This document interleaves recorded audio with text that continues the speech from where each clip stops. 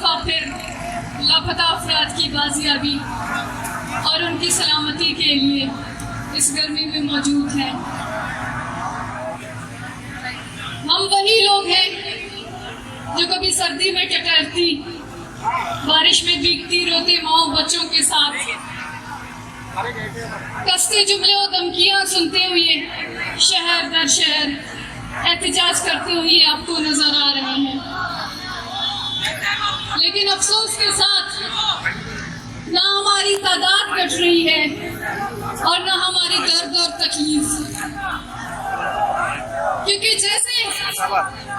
जैसे ही जिब्री गुमशुदगी के अरसे को जो है अरसा इजाफा होता जाता है तो उसमें वो दर्द वो तकलीफ भी उसमें भी इजाफा होता जाता है। दोस्तों, चूँकि आप जानते हैं कि आज मेरे वालिद डॉक्टर दीन मोहम्मद बलोच की जिब्री गुमशुदगी को 12 सालों का तवील अरसा मुकम्मल हो चुका है। 12 सालों में पैदा होने वाला एक बच्चा लड़कपन की दहलीज पर कदम रखता है। उसके वालिदैन उससे नए ख्वाब नए अरमान वाबस्ता करते हैं, लेकिन एक हम हैं जो 12 सालों से हमारी जिंदगी रुकी हुई है। 12 सालों से हम अपने वजूद से गाफिल हैं, अपने जो है खुशियों से महरूम हैं, अपनी जिंदगी से महरूम हैं, अपने चैन और सुकून को नहीं जानते हैं कि चैन और सुकून क्या चीज़ है।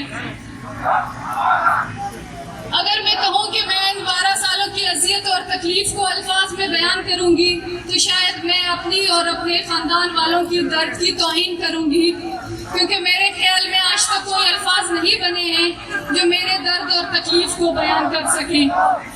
जो इस तकलीफ हमने 12 सालों में गुजारी है वो शायद अभी तक कोई अल्फाज पैदा नहीं हुए हैं। अब वो शायद आंसुओं की नज़र में आपको समझ आएंगे या इस रियासत को, या फिर हम इस तरह खामोशी से बैठ जाए, क्योंकि अल्फाज अभी तक पैदा नहीं हुए हैं। समझ नहीं आता इन 12 सालों के दर्द की दास्तान कहाँ से शुरू करूं और क्या बोलूं, किससे बोलूं, क्या कोई सुनने वाला है? क्या मेरी दर्द और चीखों पुकार में इतनी दम है कि सुनने वालों की कानों की जो है पट्टियां फाड़ दे, के पर्दे फाड़ दे? नहीं,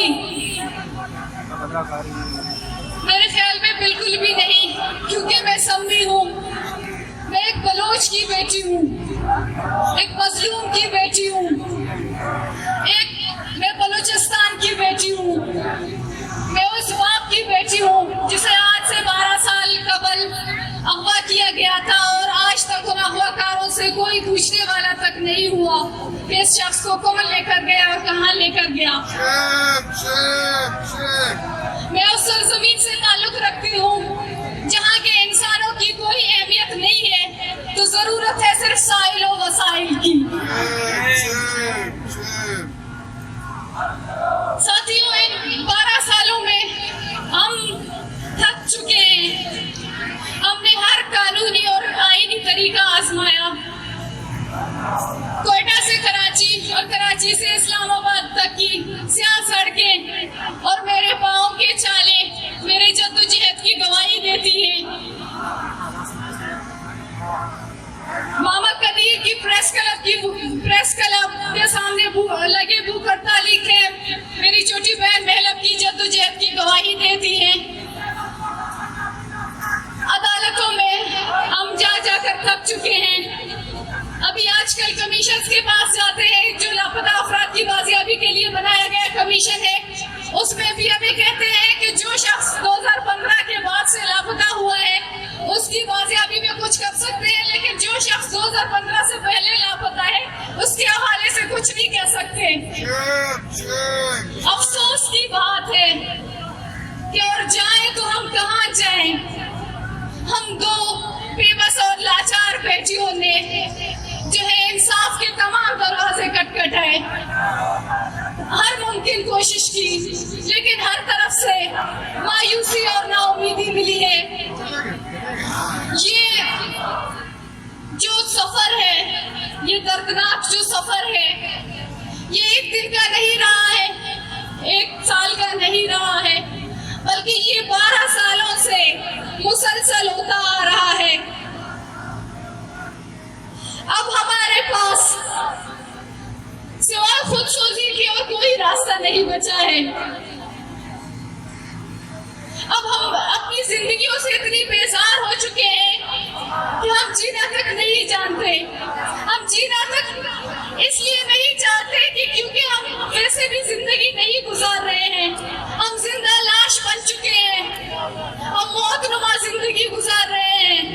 تو اس سے بہتر ہے کہ ہم جو ہے اسی قانون اور اداروں کے سامنے خود سوزی کریں، لیکن اس کے باوجود کہیں نہ کہیں وہ آس، وہ امید دوبارہ زندہ ہوتی ہے اور دوبارہ ایک نئی امید دیتی ہے کہ شاید وہ ایک دن لوٹ آئے۔ اس کے لیے جینا ہے، اس کے لیے جدوجہد کرنا ہے، اس کے لیے جو ہے کھڑے ہو کر ڈٹ کر مقابلہ کرنا ہے، ڈٹ کر جدوجہد کرنا ہے۔ دوستو، جب میں یہاں کے اداروں کے ساتھ اور یہاں کے جو حکومتی نمائندے ہوتے ہیں، جب میں ان سے انسان اور انسانیت کی بات سنتی ہوں تو میں ایک عجیب کیفیت میں مبتلا ہوتی ہوں کہ یہ لوگ کس انسان کی بات کر رہے ہیں، کس انسانیت کا دعویٰ کر رہے ہیں۔ چونکہ میں آج 21ویں صدی میں بھی کوئی کسی سڑک، کسی ٹیکنالوجی، اسپتال اور صحت کا مطالبہ نہیں کر رہی ہوں۔ میں صرف اور صرف ہمارے جو زندہ وجود ان کے اذیت خانوں میں ہے، ہمارا مطالبہ یہی ہے۔ ہم صرف اور صرف اپنے پیاروں کی بازیابی مانگ رہے ہیں، اور ہم یہ بھی کہہ رہے ہیں کہ اگر آپ نے ہمارے لوگوں کو مار دیا ہے تو ان کی بچے کچھ ہڈیاں ہمیں لوٹا دو۔ کم از کم ہمیں ایک دفعہ ان کی ہڈیوں کو دیکھ کر مطمئن ہو جائیں کہ وہ اب ہمارے لیے نہیں لوٹیں گے۔ اس سے آسان مطالبہ، اس سے سادہ مطالبہ اور کیا ہو سکتا ہے؟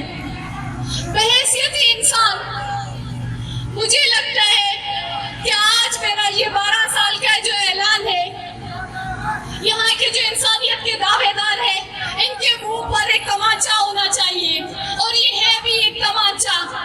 اگر ریاست کے لوگوں میں ذرا سی بھی انسانیت ہے، ذرا سی بھی اگر وہ ہمیں انسان سمجھتے ہیں، ہمارے دکھ اور درد کو سمجھتے ہیں، تو میرے لیے آج 12 سال کا اعلان، میری اس درد اور تکلیف کا اعلان ان جو ہے انسانی حقوق کے نمائندوں کے لیے ایک تمانچہ ہے، جو انسانیت کی بات کرتے ہیں، جو نام نہاد ہیومن رائٹس ایکٹیوسٹ ہیں، جو ہے اس دنیا کو سنبھالتے ہیں، جو اس پارلیمنٹ کے ممبرز ہیں، جو انسانیت کی بات کرتے ہیں۔ مجھے لگتا ہے ان کے ہاتھ میں کچھ نہیں ہے، لیکن افسوس کی بات ہے کہ کون سا وہ طاقتور ادارہ ہے جس کے سامنے عدالت بھی بے بس ہے؟ کون سا وہ طاقتور جو ہے ادارہ ہے جس کے سامنے اس ملک کی وزیر اعظم بھی بے بس ہے؟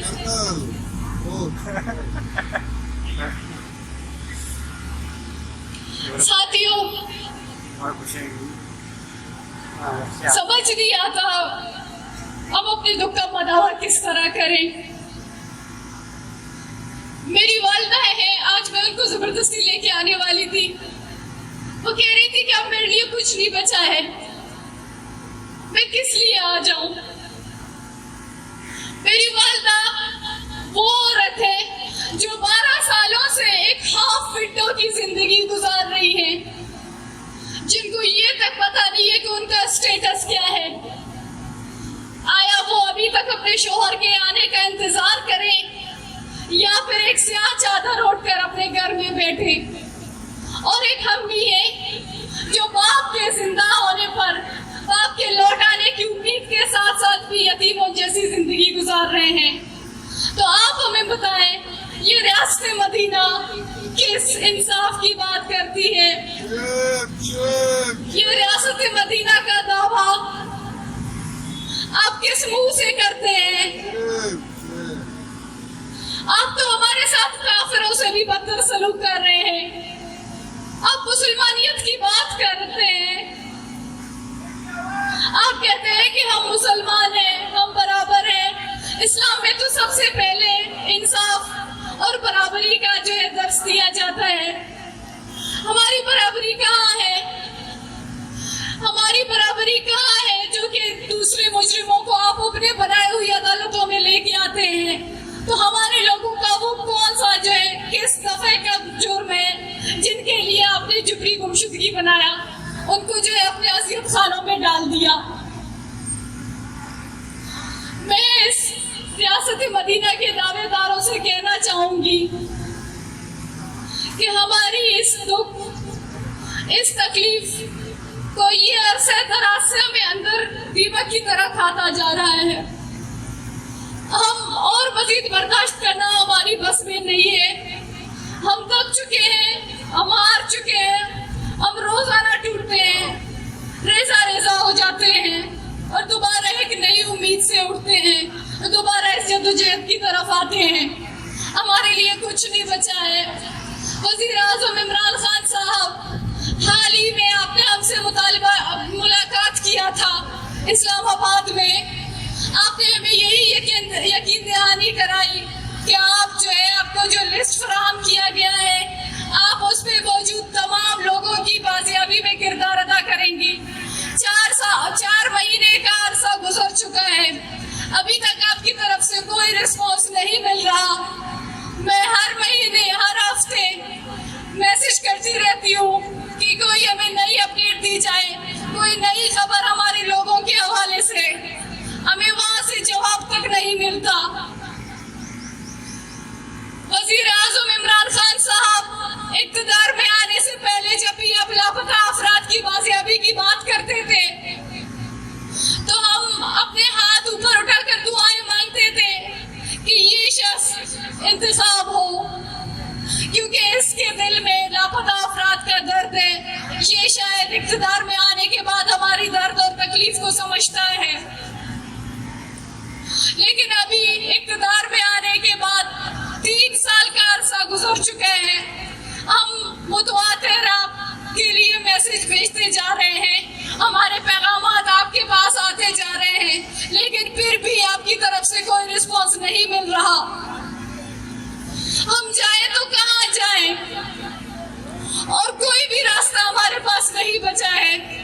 عدالتوں سے ہار چکے ہیں، ہر جگہ سے تھک چکے ہیں، ہم ٹوٹ چکے ہیں، ہمارے پاس اور کوئی راستہ نہیں ہے. میں ریاست مدینہ کے دعوے داروں کے سامنے ہاتھ جوڑتی ہوں، میں درخواست کرتی ہوں کہ میرے والد اگر مجرم ہیں تو اپنے بنائے گئے قانون اور عدالتوں کے مطابق سزا دیں. آپ ان اداروں سے پوچھیں، آپ ان لوگوں سے پوچھیں کہ جو یہ کیوں اس قانون کی جو ہے خلاف ورزی کر رہے ہیں. آپ تو کہتے ہیں کہ ہم دہشت گرد ہیں، ہمارے لوگ دہشت گرد ہیں. چلو مان لیا ہمارے لوگ دہشت گرد ہیں، لیکن یہ تو قانون کے بنانے والے ہیں، ان کو تو قانون فالو کرنا چاہیے. یہ کیوں کس قانون کے تحت ہمارے لوگوں کو سالوں سال جبری گمشدہ کر کے بیٹھے ہیں؟ کیوں ان سے پوچھنے والا کوئی نہیں ہے؟ کیوں یہ ریاست کے سامنے جواب دہ نہیں ہے؟ آخر ہمیں بتا دیا جائے، ہمیں بارہا کیوں یہ بات کہنا پڑتا ہے کہ ہم اس ملک کے شہری ہیں، ہم اس ملک کے برابر کے شہری ہیں، ہم اس ملک کے قانون اور آئین کو ماننے والے ہیں.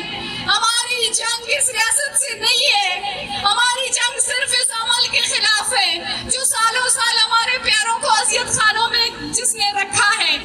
ہماری جنگ اس کے ساتھ ہے اور یہ جنگ کبھی ختم نہیں ہوگی جب تک ہمارے لوگ ہمیں واپس نہیں ملتے ہیں.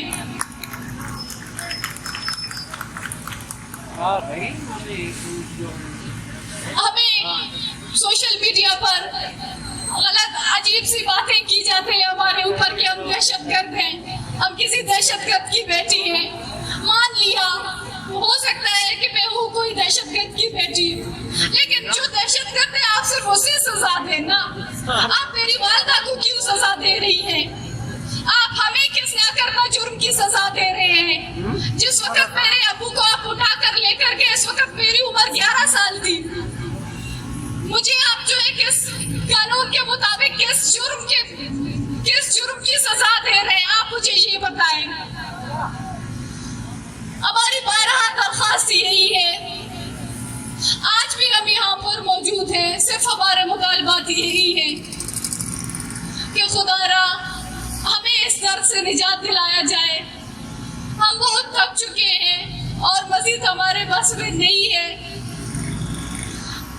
ہمارے جو پیارے ہیں ہم ان کی بازیابی چاہتے ہیں، ہمیں اور کچھ بھی نہیں چاہیے. اگر وہ سلامت ہے آپ ہمیں واپس لوٹا دیں، اگر آپ نے انہیں مار بھی دیا تب بھی آپ ہمیں بتا دیں. آپ کم از کم اخلاقی جرات کا مظاہرہ تو کریں. آپ تو ماں ہیں، ریاست کو ماں کا درجہ دیا جاتا ہے، آپ میں اتنی تو جرات ہو، آپ کم از کم اتنی جرات، اخلاقی جرات کا مظاہرہ کر کے ہمیں یہ تو بتائیں کہ میں نے آپ کے والد کو مار دیا، پھر میں خاموشی سے اپنے گھروں کا رخ کروں گی. مجھے یہ جو ہے، یہ جو تکلیف ہے، یہ جو انتظار ہے، یہ جو دکھ ہے، یہ جو درد ہے، یہ روح کو تک کاٹتی ہے. یہ جسم کو نہیں، روح کو بھی چلنی کر دیتی ہے. یہ اتنی تکلیف دہ ہے. تو ہم 12 سالوں سے یہ سہتے ہوئے آ رہے ہیں. ابھی ایک دفعہ پھر ہمارا مطالبہ یہی ہے کہ آپ میرے والد سمیت جتنے بھی لوگ ہیں جو پاکستان کے اذیت خانوں میں سالوں سال بند ہیں، آپ انہیں اپنے جو ہے بنائے گئے عدالتوں میں لے آئیں، آپ انہیں اپنے قانون کے مطابق سزا دیں. اور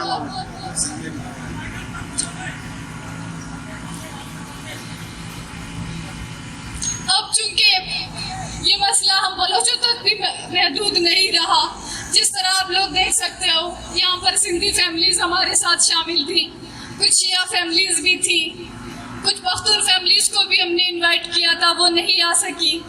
تو یہ مسئلہ بہت دراز ہوتا جا رہا ہے، اس کے خلاف ہمیں لڑنا ہے، خاموش نہیں ہونا ہے. مجھے افسوس کے ساتھ یہ کہنا پڑ رہا ہے کہ میں 10 دنوں سے مسلسل ہر طرح کے لوگوں سے، تمام سیاسی پارٹیوں سے، جو سماجی پارٹی، اسٹوڈنٹ آرگنائزیشنز ہیں، میں ان سے رابطے میں ہوں کہ آپ آئیں ہمارے ساتھ اظہار یکجہتی کریں. لیکن یہاں پر چند لوگ موجود ہیں انتہائی افسوس کے ساتھ کہ وہ ہماری دکھ کو اپنی دکھ نہیں سمجھتے ہیں. لیکن میں یہی کہتی ہوں کہ 12 سالوں سے میں اس تکلیف کو برداشت کرتی ہوئی آ رہی ہوں، کل کو یہ آپ کے گھر تک آئے گا تو ہمیں مل کر اس کے خلاف آواز اٹھانا چاہیے، ہمیں مل کر اس جنگ کے خلاف لڑنا چاہیے. شکریہ.